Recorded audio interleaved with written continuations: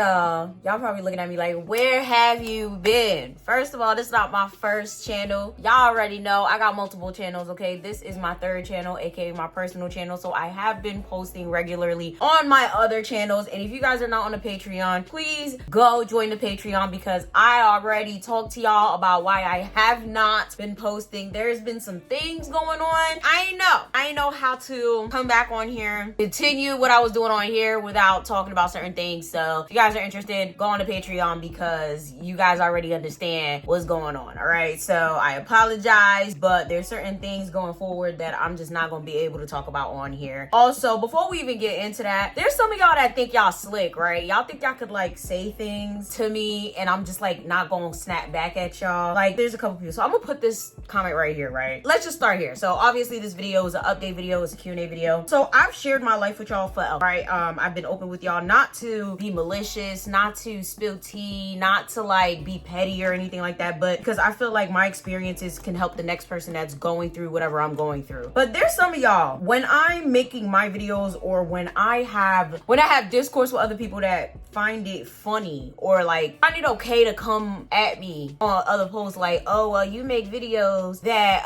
come at your family members and you're making a profit, or you know, you have toxic people in your life. And it's like, do you guys really just click on my videos to get a kiki? Do you guys like not get the lesson and the point of the videos? Like, how many times do I make these videos about family or friends or whatever and I say I do not associate with these people, or I'm only associating with these people for a means of communication between this person and this person? Like, I do not bang with these people no more. These are past story times. Like, do you guys fucking listen before you like make these comments? Like, do you guys like it's very strange, with the exception of my parents, because they're my parents. I love my parents. And I've said numerous times, like, at the end of the day, I've accepted that the things that my parents have put me through are specifically due to them just falling short, just like a lot of our parents have. Like, a lot of y'all let y'all parents beat y'all ass, steal y'all credit, do all types of shit. Y'all still talk to them. My parents never laid a hand on me. Nonetheless, none is better than the other. What I'm trying to say is, don't sit here coming on my channel to get the lessons, get the kiki, get the whatever, and then later on when you see me on another platform, y'all start talking shit like I'm not gonna answer and hurt your fucking feelings, because I'm not the one, I'm not that influencer. I'ma drag you. Now it's coming to a point where it's like I don't even genuinely feel like making certain videos anymore, because it's like, if y'all gonna sit here and come on my channel to get tea, or if you're gonna come here and thinking I'm just dragging people for the fun of it, what is really the point? I make my story times, I make my life update videos or whatever, so that you guys can actually get something from it, not so you guys can think that I'm just dragging people for fun or for profit. Because if that were the case, I'd be at 1 million followers by now, because I got stories for days on people that I could fucking drag. Like, I've been through experiences that a lot of y'all would just never believe, but it's just like, you know what, I'm gonna just keep this shit off the internet for real. But it's like, if niggas gonna just throw shit at my face and then delete their fucking comments, like, nah, this ain't that. And mind you, this is just one example. That comment is just one example. Y'all think that because I'm a public figure, I'm not gonna say something back to y'all. This ain't that, sweetheart. This ain't that. So let me just tell you right now, unfucking subscribe. If you have a problem with my videos, if you think that I'm just doing it for personal gain, whatever, like, it was never that. It was never giving that. So that's that. Second of all, let me just say straight up, if you've ever felt offended by any of my videos and you know me personally, also unfucking subscribe, because if you think you ever gonna step to me and say something about it, I'm also gonna hurt your fucking feelings. Also, I am having a speed networking event. It will be July 26th. It's on a Friday, 6 to 11 p.m. I hope to see you guys there. If you are on Patreon, you do have a discount on your ticket. So everything is going to be linked down below. The flyer is right here on the screen. And yeah, shout out to those of you guys who already bought your ticket. Shout out to those of you guys who came to my first one. It's lit. So in terms of life updates, before we get into the Q&A, because some of these are already going to answer some of your questions. I never really answer all the questions. Some of them are generic. Some of them I've already answered previously. I'm going to link down my Q&A playlist down below. I did lose weight. Yes, I've lost 30 pounds. I am on a weight loss journey. You can follow me on Instagram in order to follow that. I am on semaglutide. It is a weight loss medication. It is the active ingredient in certain insulin. I am pre-diabetic and I do have high cholesterol, so I'm making sure I take care of that shit now, because I do not want to be a diabetic for the rest of my life. If you guys are not aware of what's going on with my father, that's the main reason I decided to go on this journey. I know there's a lot of people that feel some type of way about semaglutide and stuff like that, but to be quite honest with you, it's not your body, it's mine. So genuinely, I do not give a flying fuck about how you or anyone feels about it. I'm also leaving South Jersey because I genuinely hate it. I know there's going to be a lot of questions regarding that. that? Why do I hate South Jersey? What's wrong with South Jersey? To be quite honest with you, I grew up in Elizabeth, New Jersey, where everything is very urban, very melting pot. There's different races and ethnicities of people. I like being around Black people. I like being around Hispanic people. I like being around Indian people. I like being around different groups of people. Here, it's predominantly white. I'm like deep South Jersey. I don't like it. I know there's going to be a lot of people trying to convince me that there's nothing wrong with South Jersey. I'm in the wrong part of South Jersey, to be quite honest with you. I don't want to hear that shit. I don't like it here. On top of that, my dad, even though he's doing a million times better, my anxiety will not allow me to be 2 hours away from home. Yes, I am 2 hours away from North Jersey without tolls, about an hour and 40 with tolls, and I just feel anxious that something might happen, and I don't want to have to hike all the way back up to North Jersey. God forbid something does happen. So with that being said, I just feel like I would rather be closer to home, and I am now studying to be a teacher, full-time teacher. If you guys are not aware, last year I spent time being a part-time dance teacher, so now I'm going to full-fledged be a full-time teacher. So to be quite honest with you, I feel like it just makes more sense for me to be up there. For the rest of this video, we're going to be answering Q&A questions. I'm going to be taking out my 2-strand twist. It is going to be my 5th year hair anniversary, okay, with my locks, and we know my locks have come a long way. Like, it's insane, and I did not feel like getting my hair done yet because my event is in 2 weeks, so I wanted to save my hair for then. That's why I got like a 2-in-1 style. Personally, I do not like my hair in twists. Like, a lot of people love my hair like this. Personally, I do not, but I like that it's a 2-for-1 deal, so why the hell not? So while we try to find something for taking down these rubber bands, I will get into the first question. First question comes from Instagram. I asked you guys on YouTube and Instagram for questions, so for whatever reason you missed it, okay? Like I said, we skipping the generics. Say hi to the people if you want to be in the frame.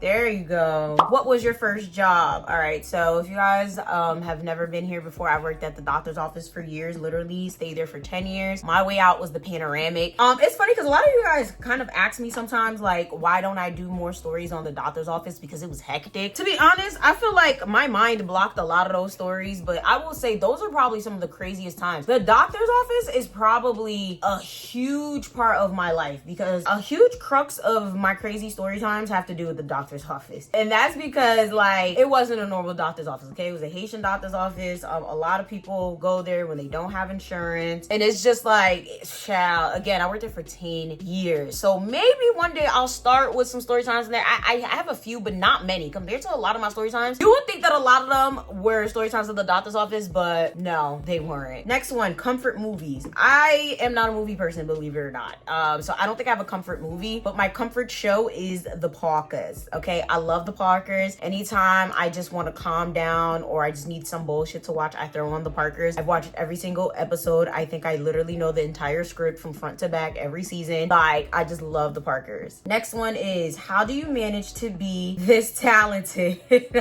Literally, everything you touch is a masterpiece. Thank you so much. To be quite honest, I don't know. If you guys are not aware, I'm an influencer. I sing, I dance, I draw. Funny enough, many people don't know that. To be honest, I don't know if I still know how to draw. I haven't tried to draw in a long time. It's one of those talents that I have that I just don't use, which is kind of pitiful. That's definitely a wasted talent. I really should have got my rat tail comb, but I really don't feel like, oh, there you go. There's the scissors. Jesus loves me. A lot of people feel nervous bringing their scissors to their locks, but it's like, to be honest with you, the way I see it, hair grows back always, especially mine. My hair grows like a weed, so it's really not that serious to me. But yeah, I have a lot of talents. When it comes to the drawing talent, it's something that I love to do as a kid. I absolutely love to draw.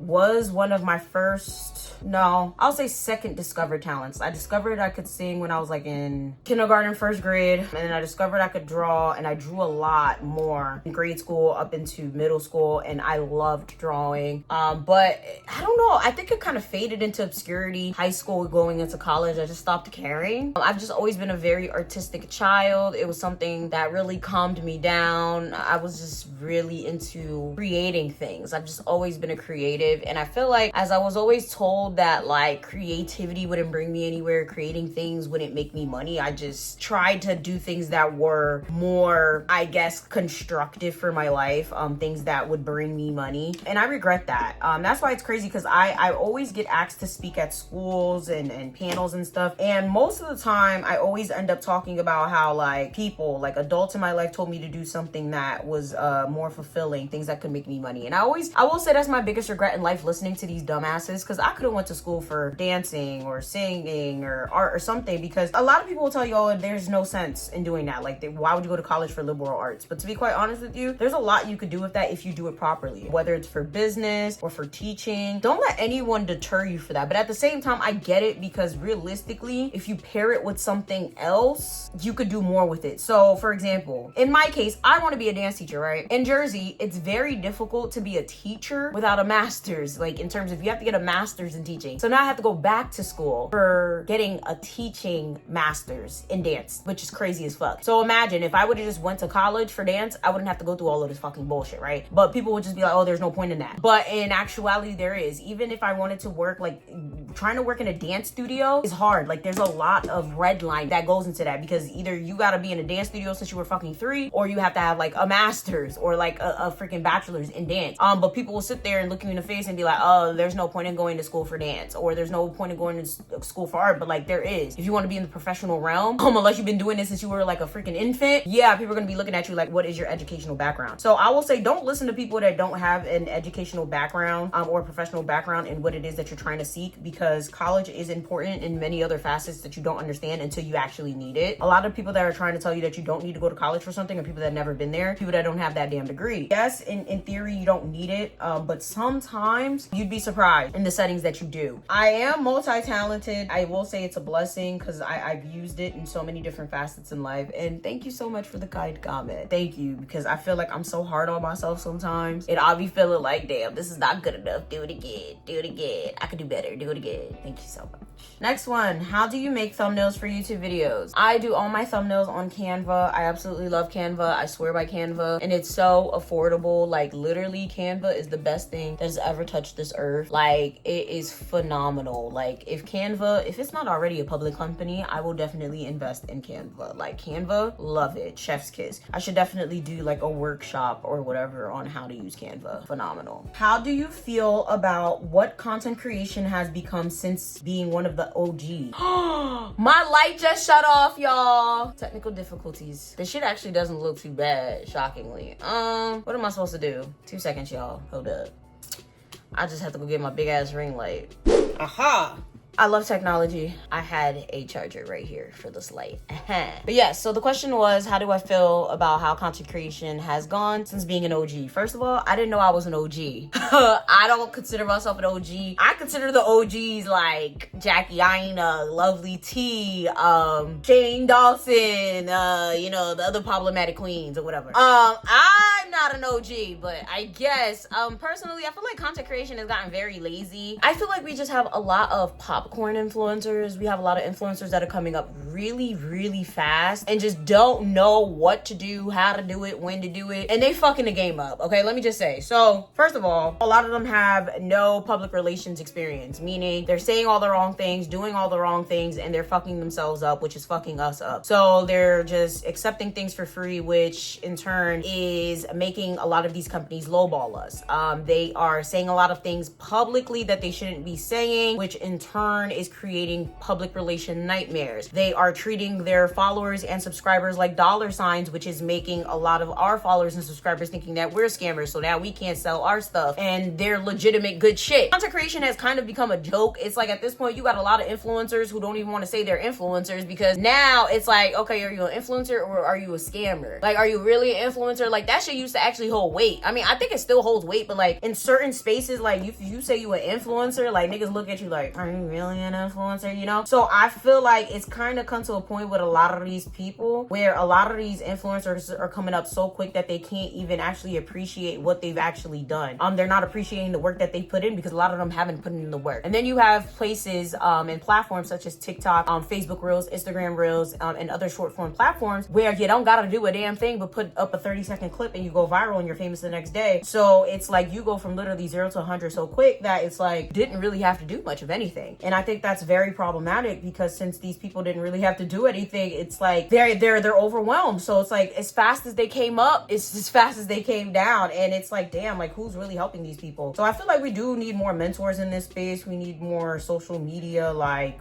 real ones, not people that are trying to sell fucking $10,000 courses, because it's sad, like seeing a lot of these influencers like literally go through it. Nobody's really helping them and telling them what's good and what's not, what's, you know, what they should be doing. They're just easy targets. They're just easy to manipulate because, you know, at this point, yeah, this person had like freaking 100 followers yesterday. Now they have 5,000. Now they have 10,000, you know? So it's kind of, I will say it's hard to watch. A lot of them deserve what they've gotten, but a lot of them are falling as fast as they're coming up. How they're handling their newfound fame is messing us up at the same time. Your favorite vacation spot? Hands down, Costa Rica. Next would be Mexico, Tulum. I love Tulum. Oh, Tulum. Oh my God, I love Tulum. I want to go back so bad. Like, but Costa Rica has a special place in my heart. Like, if I ever buy property, I'm first buying property in Haiti, and my second place is gonna be Costa Rica. Third place would be Tulum. Like, it's just a peaceful place. Like, oh my God, y'all see the difference? Pause for the thumbnail. I just love Tulum. It's just something about it. And it gives me serene Haiti vibes. Like, it brings me back to a kid when my parents took me to Haiti. It's just so peaceful, so calm. It's like nothing matters. Nothing in the world matters anymore. Like, it's just so beautiful. Next one, your opinion on Gen Z. Entitled, stubborn, but very innovative. I will say Gen Z might be some of the most inquisitive beings on this earth, but their entitledness is so problematic that it's just like, it's very annoying. Like, a lot of them have this ideology, and I think it's because of social media and all of these scams running, that they don't have to work for things and things gotta be easier. And I feel like a lot of it has to do with the economy, right? Like, a lot of the economy is shit, right? And a lot of them feel like, you know, the cards are stacked against them, which it has. The boomers and generation X, whatever it was, fucked up the earth. So a lot of them were handed a shitty stick. Shit, millennials were handed a shitty stick too. Like, we suffering. But a lot of them feel like they just don't have to do anything. Like, a lot of them feel like, oh, well, I don't have to wake up this early. Oh, I don't have to get this job. Well, I don't have to do anything. And it's like, where do you think life is gonna go for you though? Like, where do you think things are gonna come? Like, that's what I'm trying to understand. Like, where do you think money is gonna come from? Where do you think education is gonna come from? Like, you don't think you have to work for any of this stuff? Now, mind you, of course, it's not all of Gen Z, but a lot of y'all, like, y'all really feel like shit should just be handed to you because life is hard right now. That type of persona is just very exhausting. Like, a lot of you guys feel like things should just be given to you because generations before you fucked up. And sadly, I hate to break it to you, a lot of us suffered because of the generations previous to us. Okay, a lot of us suffered because our parents did stupid shit. A lot of us suffered because our families did stupid shit. Like, life is hard. And I feel like a lot of it has to do with previous generations babying us, well, babying them, and they're just so damn soft. And I don't feel like it's entirely a bad thing because I feel like shout outs to Gen Z for like being a lot more emotional and a lot more open to mental health challenges and stuff like that. Like, I like that about them. That's why I said they're innovative too. They're more open to creating things and offering solutions to problems, but at the same time they have a very huge victim mentality that I just don't like. Like, a lot of them they have this whole thing that people owe them shit. Like, a lot of them act like that and it gets on my fucking nerves. It's like, bro, don't nobody owe you a damn thing. Like, a lot of them love being miserable, and it's like, bro, get over yourself. That's just my 2 cents. That's my personal opinion, and I'm happy I will not have a child in that fucking generation because it could never be me. What is one thing you've learned from YouTube? One thing I've learned from YouTube, for real, is that niggas really don't fucking like you. If I didn't have my YouTube channel, there's a lot of people that literally either would or wouldn't talk to me. That's what I mean by that, right? When you start a business, when you start a YouTube channel, when you start a brand, that's the best way to explain it. When you start a brand, you start really seeing how people feel about you for real. Because that's how you see, one, how much people support you, and two, how people, whether it's online or in person. So I will say nobody owes you shit. Nobody has to support you, watch your videos. Because I feel like depending on what type of content you make or what type of business you have, people are not going to always buy you or watch your stuff. I feel like it's kind of ridiculous to just automatically assume that people are just going to always buy your stuff or watch your videos. I will say it takes 2 seconds to share something. Like, it is kind of bogus to me that people will sit there and like not even just share your shit. But I get it in terms of like, if you're a fucking woman and you're making makeup videos, it don't make sense that you think your freaking homeboys are gonna be sharing it. Like, obviously your homeboys are not gonna share your makeup videos. Like, come on now. But they could show a little bit of support. They can send it to their sisters, they can send it to their mom, you know, I get that. But at the same time, nobody owes you shit. And I also believe that people also support you as much as you support yourself. If you're gonna post once a month, why would people support you? You don't even support yourself. Once a month is literally nothing. If you're gonna post once a week, that's literally nothing. If you have a business, if you have a channel, if you have something that you want people to support, you need to be posting that shit every single day. You need to be literally down niggas' throats, because literally that's you supporting yourself, especially if it's a business, because you put money into that shit. That shit should literally be on your timeline every single fucking day. If people don't see that you literally care about it that much, then people are not going to care about it that much. That's literally what that is. So I will say that having a YouTube channel specifically and just being on YouTube has taught me and showed me how many people actually care about me. Because there's people that watch me that I literally haven't spoke to in years. And when they see me, like, they're like, yeah, I really liked your video on this. And I'm like, what the fuck? Like, you watch me? Like, yeah, like I watched your video last week about that. And I'm like, wow. Like, that's scary. Because it's like, yeah, I'm sitting here thinking nobody in my real life really support me. And this person's been watching me for years. Or like, I'll host an event or I'll host a panel. And it's like somebody that I know for a fact I haven't spoke to in ages. And they're like, yeah, like, keep doing what you're doing. Like, I really, you know, I came here because I saw that you said you was going to be speaking here. And I'm like, wow. You know, so I'll say that YouTube has like not only put me on a platform where literally people all over the world watch me, but it's helped me see who actually supports me and who actually doesn't. Because in retrospect, I'll have people that I know damn well don't watch me because they'll try to reference a video that I made 6 years ago, or they'll try to say something trying to relate. They'll be like, yeah, you know, I really like that video you made about blah blah blah, and yeah, you know, I like that you said this, or I like that you did that. And it's like, no, the fuck, I didn't do that in my video. Like, what? Why you say I did that? Like, I did not do that. I did not say that. And it's like, you just trying to act like you watch my shit. You know what I mean? Like, they try to fake watch. Like, they try to act like they fake watch me. And it's like, I know you don't watch my videos because I did not say or do that. Like, you know, or there'll be people, this is my favorite one, and this is why when a lot of people, and I'm gonna get to that because I saw somebody ask a question about that, try to act like, oh my god, like, yo, I can't wait for you to do this, I can't wait for you to do that. It's like, whoever said that I do this? Like, they'll be like, hey, yo, you should do music interviews. You should. It's like, whoever said I do music? I don't do interviews. When y'all ever see me do an interview on my channel? Never. Because I don't do that. That's not something you're gonna see me do on my channel. I don't do interviews. Like, you'll rarely see somebody on my channel. I don't do that. I don't bring niggas on here. I don't fucking know where you been. I don't know what the fuck you do. It's rare. If you ever see me bring somebody on here, it's because I know them personally. Like, I'm very, very finicky with my brand. I'm very finicky with who I associate myself with. You're not about to see me just bring anybody on my fucking channels. Like, don't play that. So YouTube has definitely taught me like who to trust, who not to trust. Niggas really don't fuck with you when they say they fuck with you, and a lot of people fuck with you, and a lot of them is just silent about it. Like, just because somebody doesn't say they support you doesn't necessarily mean that they don't support you, and vice versa. A lot of people could be screaming from the rooftops that they fuck with you and they really don't. So be very, very careful who you keep around you. As far as skincare routines, a lot of you guys are constantly asking me, okay? My skincare routine is literally always in the description box of all my YouTube videos. Always keep the description box of all my YouTube videos. Everything that you ask for is always there. So please just check that. The next one is, am I doing any collabs anytime soon? And that piggybacks off the last shit I just said. Hell the fuck no. If I happen to do a collab, just know it was never planned. I don't like niggas, and these niggas don't like me.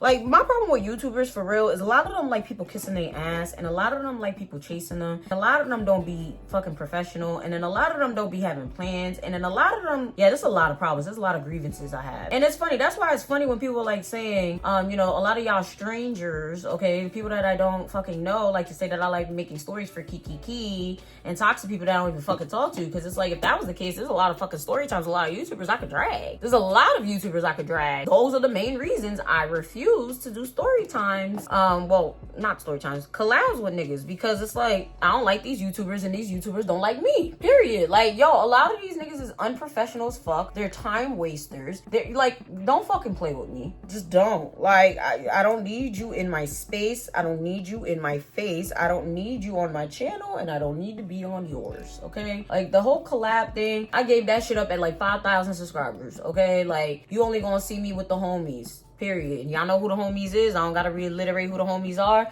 And even at that, they live far as fuck. And I genuinely, again, do not care to be on nobody's channels. If I see them, I see them. But you just gonna see them on my story. Like, niggas be together to chill. Niggas don't be together to work. Like, you know?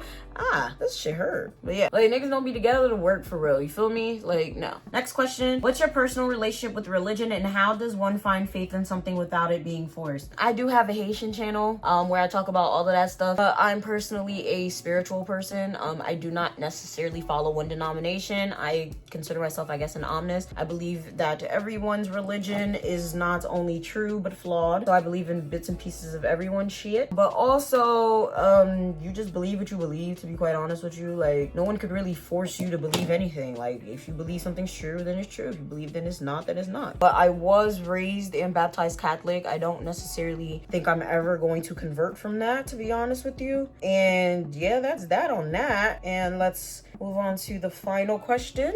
That's a fucking lie. I thought I was done. I got like 2 more back here. Other than the time you had the bad salon experience, have you had any other experiences with your locks worth mentioning, good or bad? I really like seeing how far your lock journey has come. Also, I remember a time when you said you wanted your locks smaller. Is that still the case, or do you like them the size they are? Perfect question to end out this video, as I am literally on the last twist. I will say, I guess I did kind of briefly talk about this when I was taking down my braids for Desi's wedding. I will say, to be quite honest with you, I don't know if you guys have noticed, but the braids that I got for Desi's wedding thinned out my locks. So I will say, even though those braids were gorgeous, love them, I did mention in that video I will probably never get braids again, because it not only was it unnecessary, because a bitch did show up on that freaking bridal party with fucking locks, like full locks. So technically I could have kept my fucking locks, but they thinned my locks out, and it was heavy, and it was just uncomfortable. But my locks, yeah, like, they thinned my locks out. Like, no. And also, I'm very happy that I did them this size. I do not regret it anymore. Like, I thought that they were gonna be like thick. And honestly, I don't think I would have had an issue with that either. Damn, I got a good amount left. Damn, I got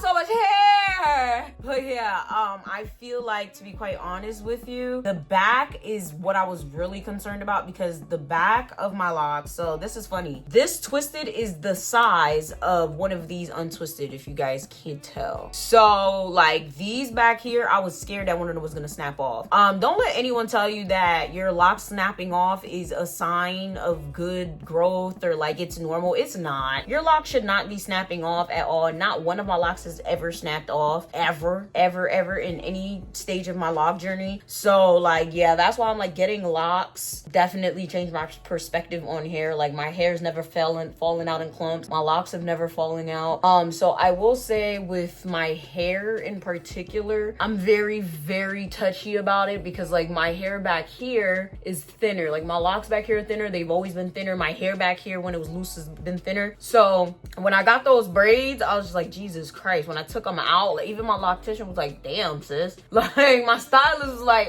this should thin out your hair a lot. Like, it thinned out your locks. So I mean, I guess they got thinner, but it's not what I wanted. Damn, I missed this one too. Let me get this one first. So it's not necessarily what I wanted, but I mean, I guess I got my wish of having thinner locks, but I'm not gonna get braids ever again, really, unless it's something I wanted. I'll probably get Havana twists, if anything, because I did always want Havana twists, and I didn't get to do it when I had loose hair. But I don't think I'll be doing like this ever again, like in terms of box braids, because it definitely thinned out my hair, and I don't want any of my locks to fall out. Like, the day one of my locks falls out, just know I'm gonna have a heart attack. For those of you guys concerned about my hair, concerned about me being rough, not your head, it is mine. The videos on here might get a little different. I don't know how I'm gonna start doing these videos, because a lot of y'all think that y'all gonna come for me and my stories and talk shit, and I'm gonna keep doing the same videos. I don't know, depends on how I feel. But shout outs to the real ones. Shout outs to those of you guys who are on the Patreon. If you guys want to know what I've been talking about, and in general why I feel like I probably won't be able to talk about certain things, again, head to the Patreon. Thank you guys so much for supporting me, rocking with me. Thank you guys so much for the investment that you made on these channels. channels because like y'all, a lot of things wouldn't be possible without you. I do have my editor back, and on top of that, I am able to move, and